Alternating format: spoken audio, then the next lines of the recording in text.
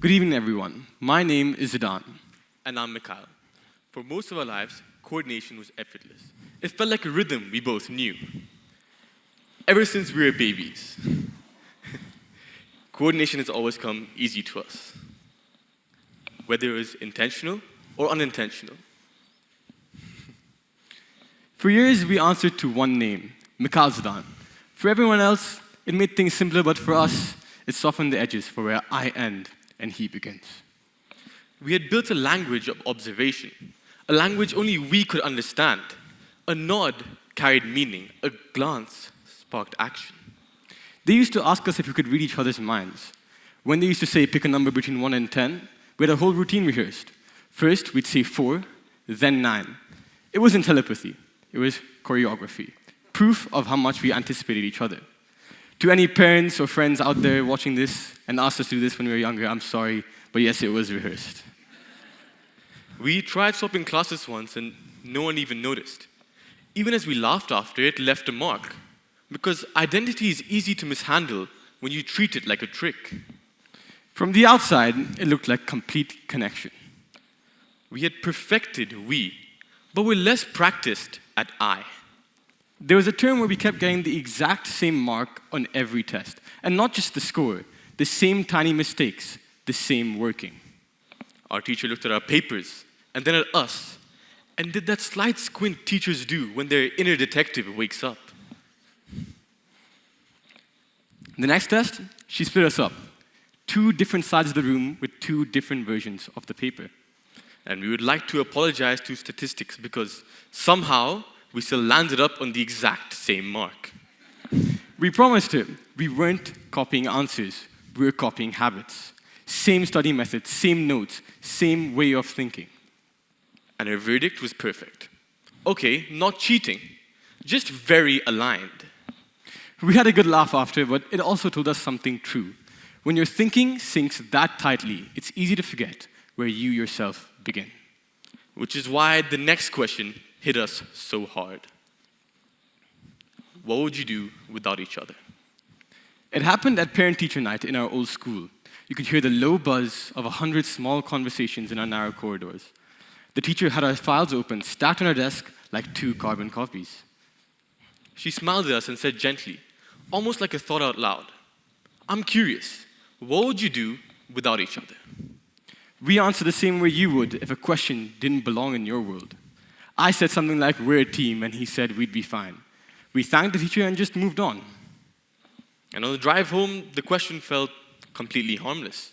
Like a pebble in your shoe you choose not to remove. We had a match to talk about, homework to finish.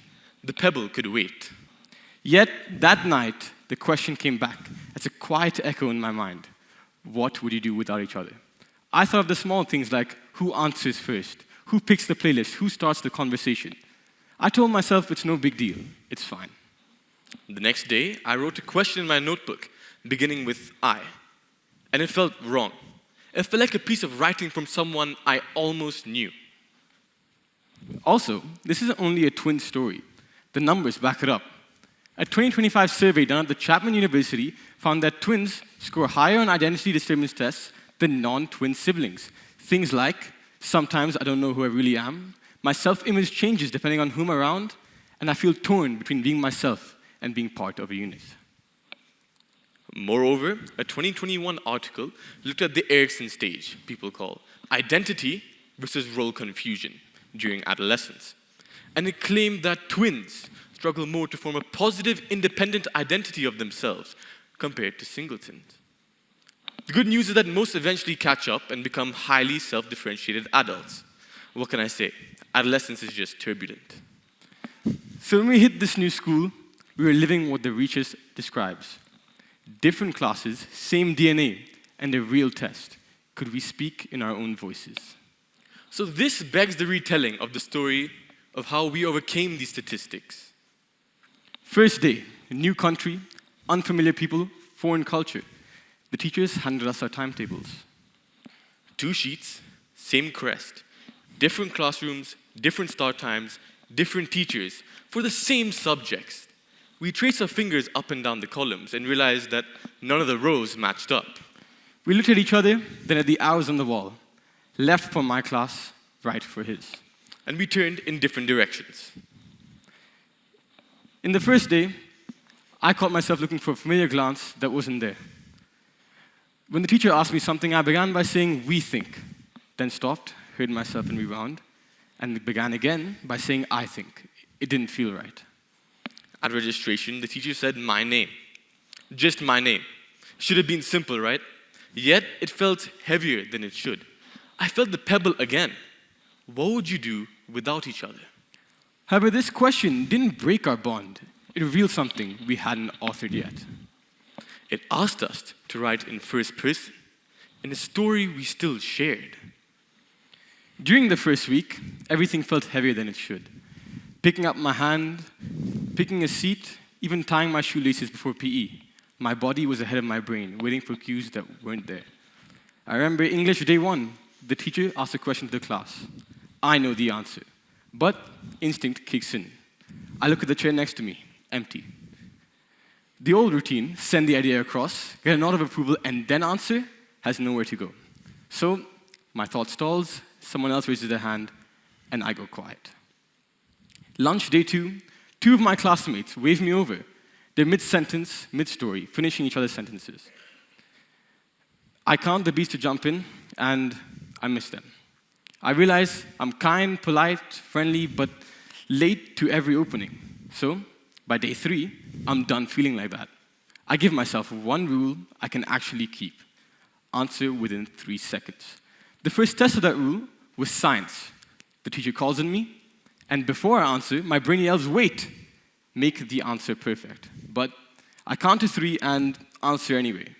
My answer was far from perfect, but it was mine. Thanks to this rule, by week 2, tiny wins stack up. In English, I raise my hand and answer in front of the whole class. In lunch, I start the story, and everyone leans in.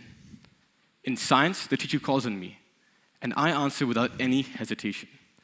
None of this makes me a different person. It just makes me more recognizable to myself without that usual glance across the room. The anxiety isn't gone. It just has a seat that isn't the driver's. It's results day. Paper's down. I flip mine and it's 2 marks lower than my brother's. My first feeling, honestly, happy for him, and a small sting for me. But then that old voice at the back of my head kicks in saying, if he's higher, you're behind. But here's what changed. I wasn't in his class anymore. So my teacher does a quick survey. Put your hand up if you're happy with your results. Not many hands went up. Mine didn't. Then she asks, put your hands up if you improved from last time. A lot more hands, including mine, went up. That's the one that counts, she said. For the first time, I was not one of the twins. I was just a student who made progress. My mark stopped being in his shadow and became progress in my lane. At lunch, I go up to him and start to ask, what did you get in question 6? And pause, realizing different classrooms, different teachers, different questions. Over the week, the different classes help. I hear my teacher responding to my voice, finding my pace. The next quiz rolls around, and this time I don't go looking for his mark. I look at mine and I ask, is it better than last time? It was. So 2 marks lower became 2 steps forward. So yes, we're identical, but our experiences aren't. I can be happy for him and still measure me by my own wins. Being in different classes didn't weaken us. It gave us space to find our own voices. So, here's our point in one sentence. Same starting point does not equal same story, because your identity is built by 4 things: your choices, experiences, values, and boundaries. Now, I want you all to imagine you had an identical twin. The choices you make. You apply to university as an engineering major, and your twin applies as a law major. This single choice sets you up for completely different career paths, completely different daily lives, experiences. In school, you get selected for the football team. You learn skills such as teamwork and cooperation, but your twin gets selected for the tennis tournament. He learned skills like self-accountability and independence. Values. You lead with equality, that everyone gets the turn ideology, whereas your twin, he leads with efficiency. He's willing to do anything to get the job done fast and effectively, even if not everyone gets the same share. Those values can steer different decisions. Boundaries, you wouldn't joke about family or appearance. Those topics are off limit to you. However, your twin, he participates in these jokes and entertains them all the time. So two people can look exactly the same, even have the same DNA, and still become completely different individuals because of the choices they make, the experiences they live through, the values they hold, and the boundaries they set for themselves. So yes, same story does not equal same starting point. A twin is like a mirror. A twin is like a mirror. You see what you share. But a mirror tends to bring up comparison. You measure yourself against the reflection, even though your choices, experiences, values, and boundaries differ. In our world, and in yours, comparison is loud, your uniqueness is quieter. Your identity isn't always heard. Identity in that world isn't a single point. It's a dance across sameness and difference, across connection and independence. Some days you may be more on the left, and others you may be more on the right. The work is learning to move. So when we landed in this new school and came in different classes, we learned this for real.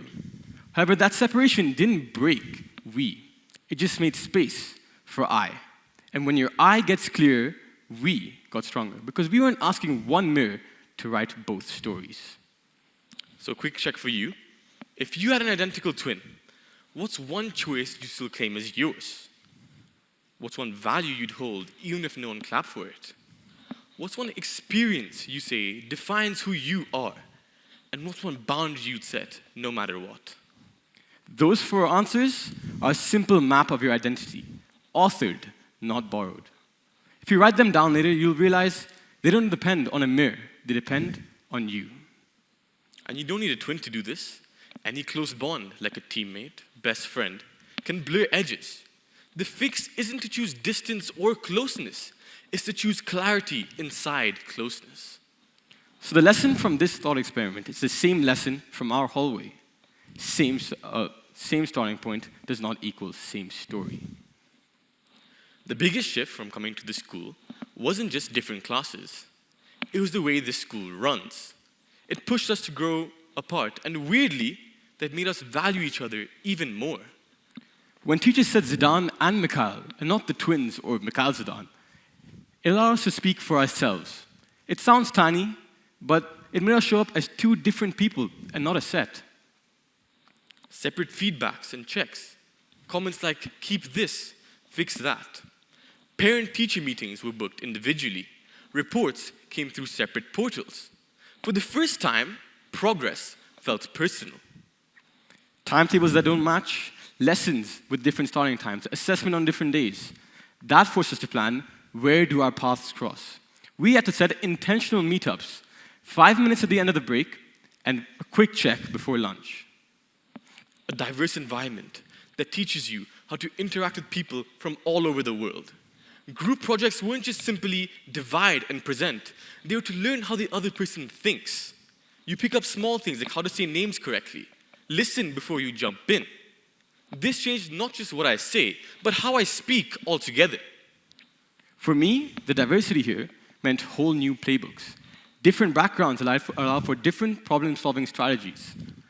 I learned to explain concepts to someone who hasn't lived my experience, and I borrowed strategies that I would have never invented myself. And when we met after school, we traded these lessons. Being in different classes actually multiplied what we brought back to each other. The school didn't split us apart. They gave us lanes, and that made our crossovers mean more. Because the day wasn't shared by default. We chose each other on purpose. Planned meetups, quick voice notes, showing up for the big occasions. Getting clear on I didn't pull us apart. It allowed us to combine our strengths on purpose. Two complete people choosing to back each other is stronger than one merged identity. Different classes gave us different skills. You put them together, And we didn't just add, we multiplied. I spot steps he might skip. He sees people I might miss. That's not matching. That's covering each other's blind spots. And it shows up everywhere. Projects run smoother, games feel smarter, home feels braver. Our time together wasn't presumed. It got protected. We're not halves of one person. We're two full identities. Identity isn't something we found after sameness. It's something we authored by our choices, experiences, values, and boundaries. As our I got stronger, our we got clearer. The world says pick between connection and independence. But the real magic is living across the spectrum. We still share a face, and we'll always share a bond. But the best thing we've given to each other is the space and freedom to grow apart and closer at the same time. Thank you, Repton, teachers, staff, students, for giving us the support and guidance to find ourselves and speak in our own voices. And to author our own identities. Thank you.